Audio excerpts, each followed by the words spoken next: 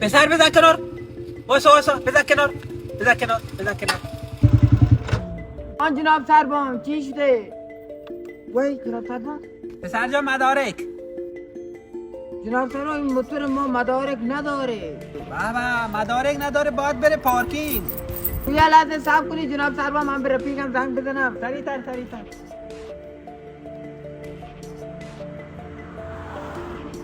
الو علی شوتی بیا دا بیسر के जाओ मैं मुश्किल है तो का काम सकूं بیا شوتی بلا آن شوتی تو رسیم हम होतो तो شوتی بیا او بسه جناب.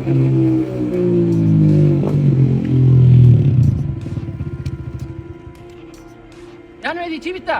جناب سربان موتور اینا مدارک نداره اینا ببر درد و نفری بالبارتی درد و نفری من اینکه که مگه دیگه اون برام در سفر بود